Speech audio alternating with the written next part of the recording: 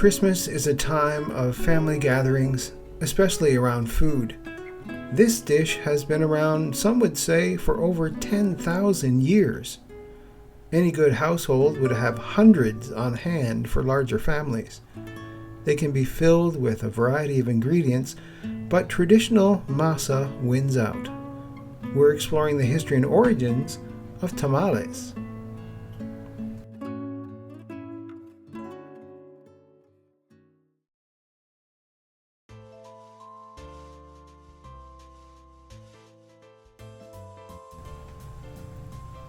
I'm your host, Glenn Warren, and welcome to another serving of Seasons Eatings, the podcast which explores the history and origins of your favorite Christmas foods. Seasons Eatings can be found wherever you download your favorite podcasts. If you haven't already, I would ask you to subscribe. That way you won't miss an episode when it's released, and all future episodes will be available without you having to search for them. If you can, please take a minute and leave me a 5-star review. I would greatly appreciate it. And if you let me know you've left a review, I'll send you a Seasons Eating sticker as a personal thank you. If you can't leave a review, then all I ask is to share this podcast with anyone you think would love to learn more about our favorite Christmas foods. Seasons Eatings is also found on Facebook, Instagram, YouTube, and Blue Sky. All the links can be found in the show notes, which can be found on seasonseatingspodcast.com. And while you're there, you can buy me an eggnog. Just click on the little cup at the top of the page and leave a donation for as little as $3. Each donation is used for the running of the podcast and its general upkeep, so any help would be wonderful. Finally, you can let me know how I'm doing. Leave a suggestion for a future episode or just say hi at seasonseatingspodcast@gmail.com. All links can be found in the show notes. Oh, and a small note for this episode. Please forgive me if I don't pronounce the Spanish as a native speaker. I apologize in advance to Manny from Feliz Christmas Merry Navidad and to Jerry from Totally Rad Christmas.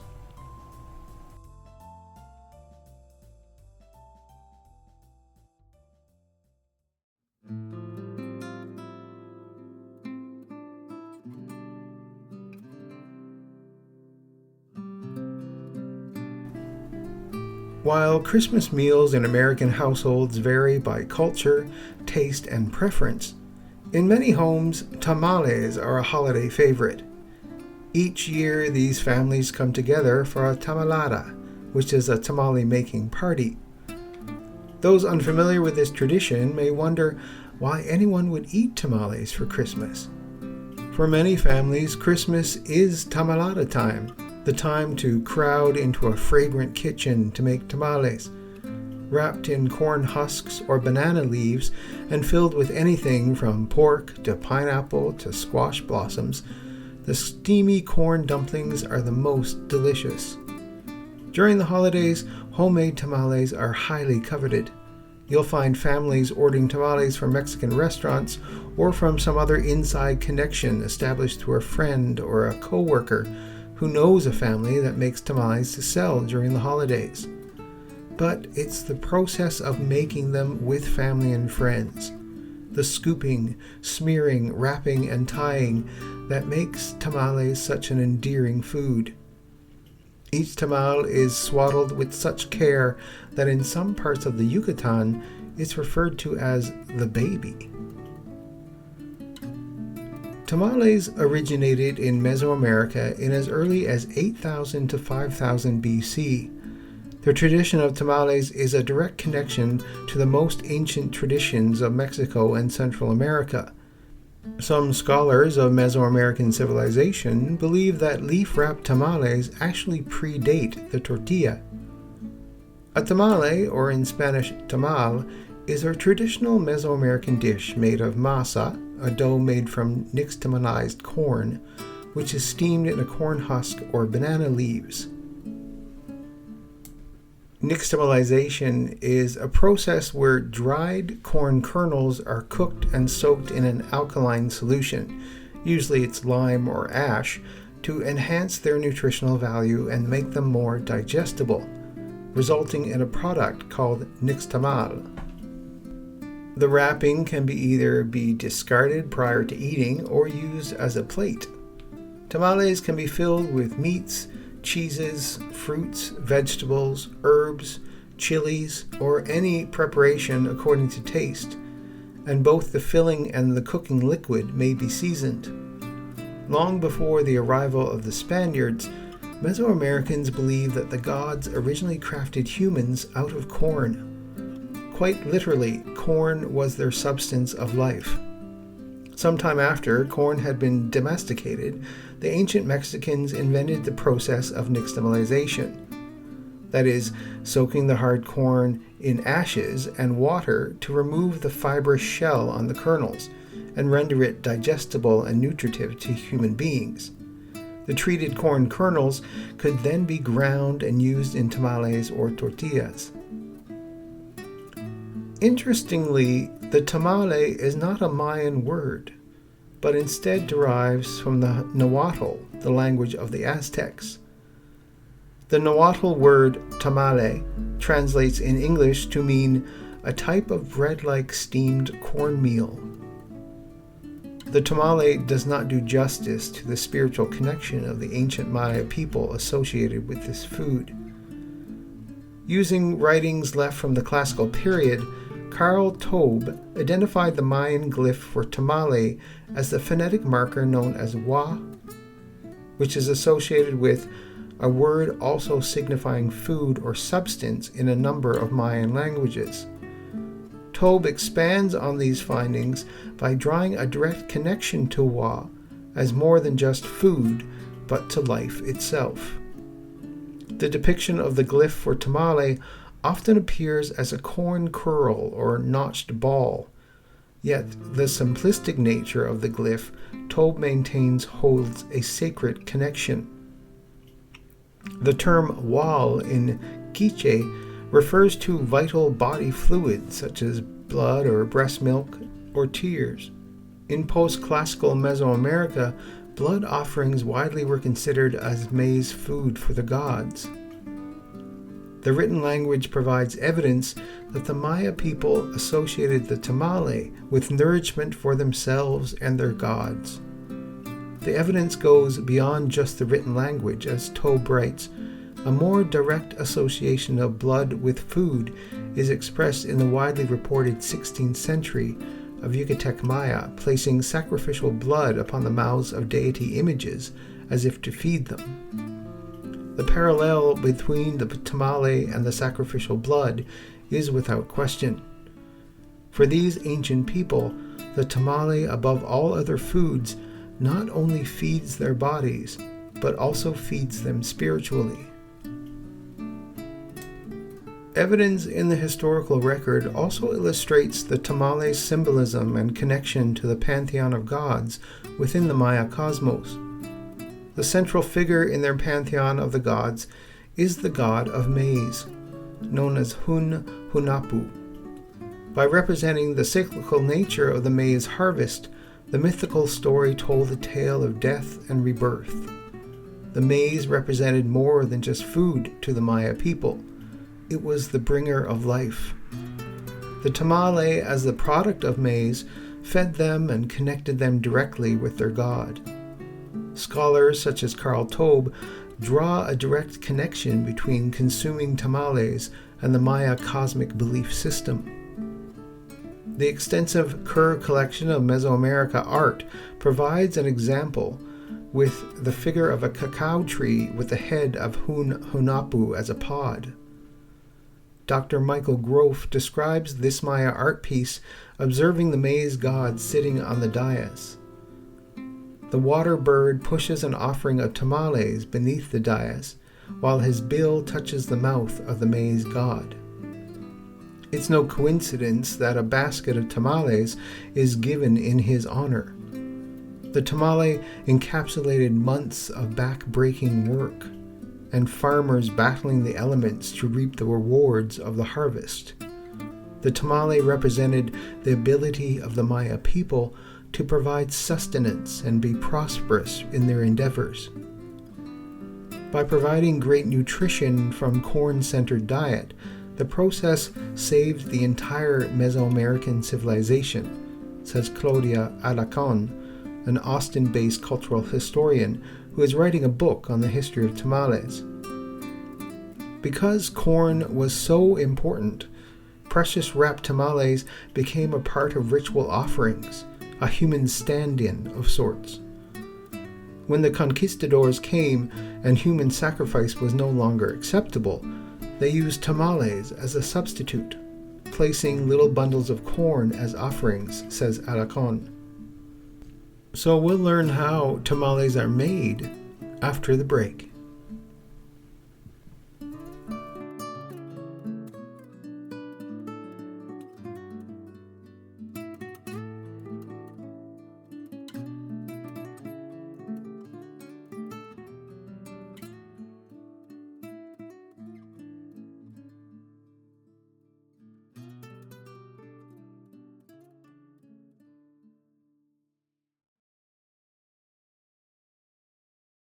What's up, dudes? I'm Jerry D of Totally Rad Christmas, the podcast that talks all things Christmas in the 80s. Toys, movies, specials, music, books, fashion, and fads.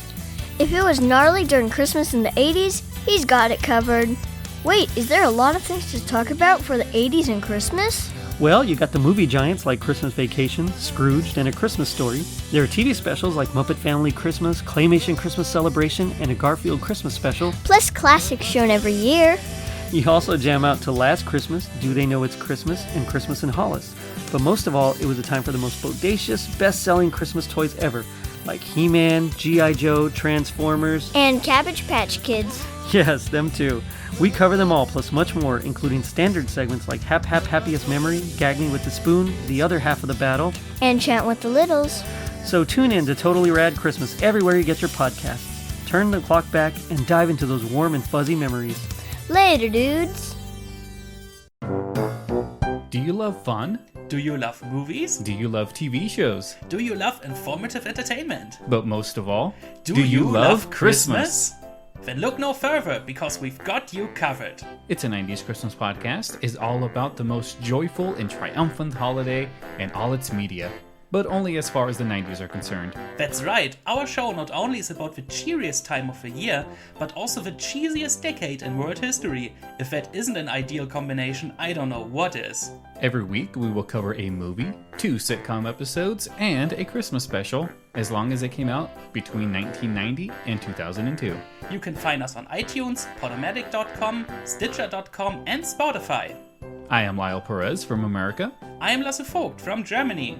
And It's a 90s Christmas podcast, offering perspectives from 2 different parts of the world, is waiting for you. Have fun, and no matter where you are or when you listen to this, a very Merry Christmas.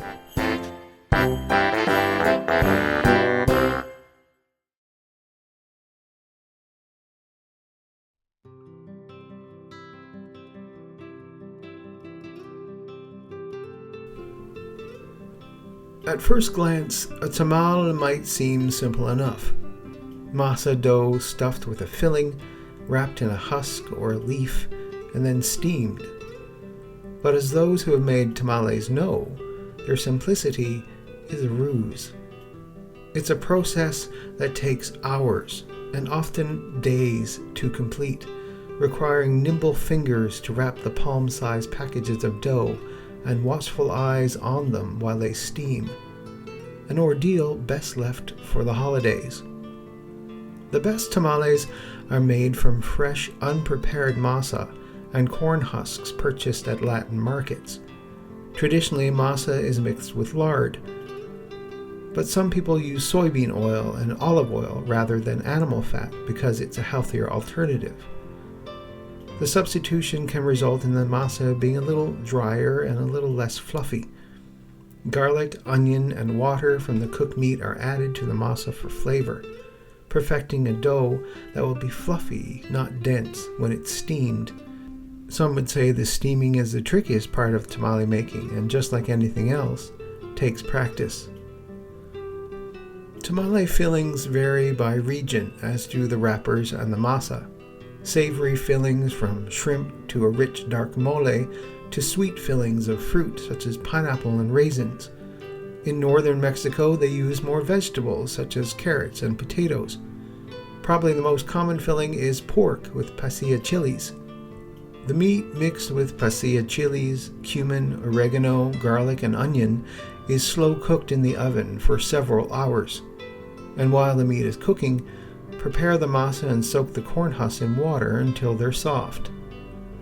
The raw masa is combined with whipped Crisco or lard, which is more traditional, salt, baking powder, and a little of the leftover juice from either the meats or the water the chilies were soaked in. You then have to find the right technique to force air into the mix, so it lightens in color and puffs up slightly in volume. The finished mix is airy and light, but the best way to test it is the water drop method. Periodically, a tiny piece of masa is taken off and dropped into a jar of water.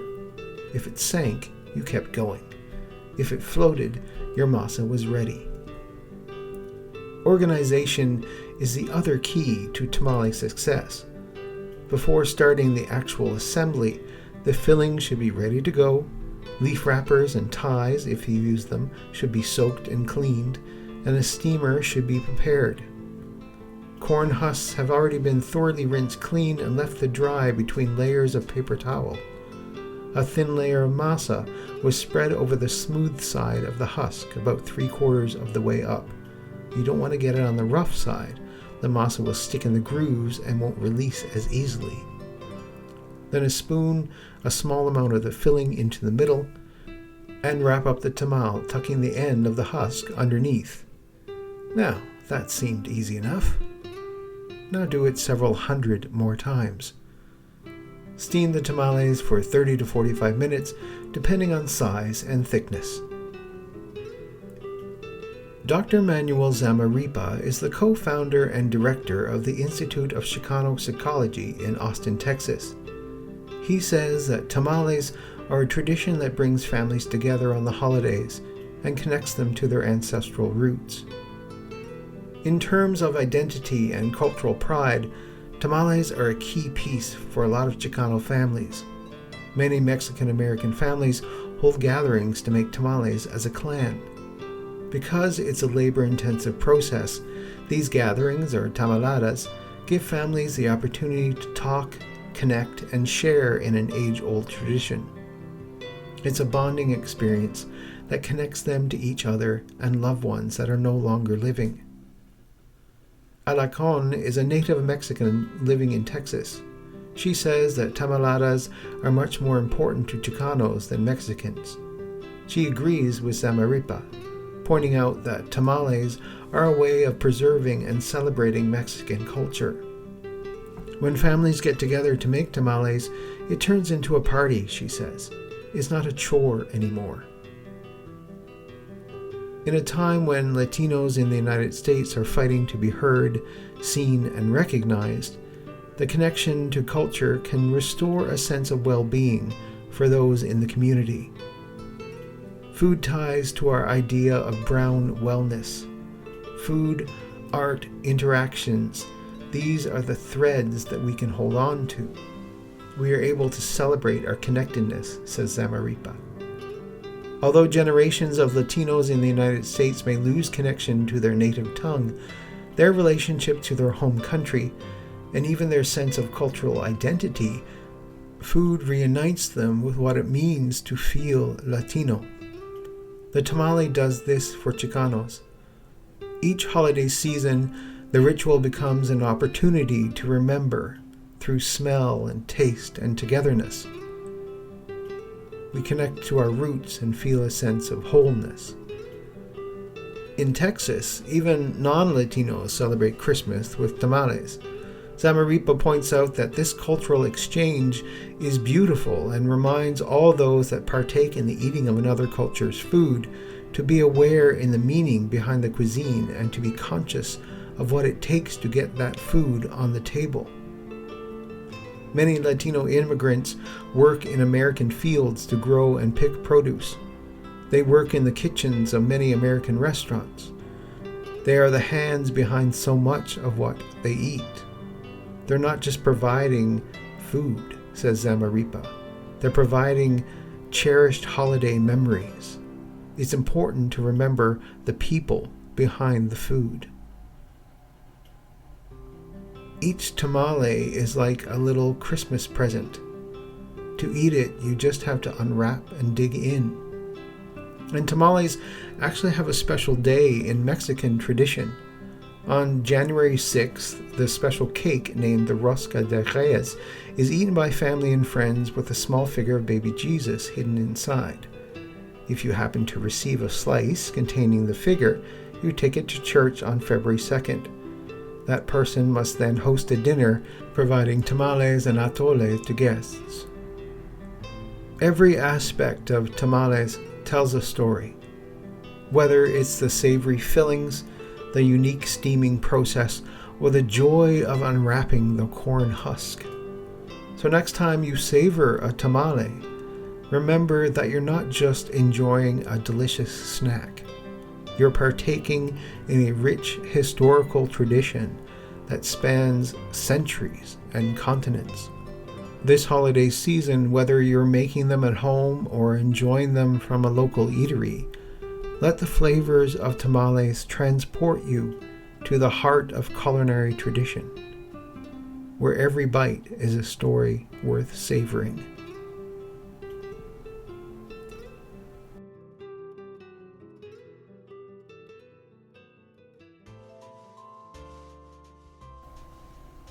I'm your host, Glenn Warren, and thank you for listening to this serving of Seasons Eatings. Seasons Eatings is available on YouTube, Blue Sky, and wherever you get your favorite podcasts. Please, if you leave a review about the show so we can spread the Christmas cheer. Also, I would love to hear from you. Send me an email at seasonseatingpodcast@gmail.com and let me know how you like the show, suggestions for future episodes, or just say hi.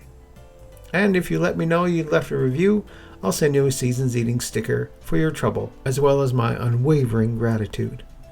And if you're feeling extra generous this season, you can buy me an eggnog.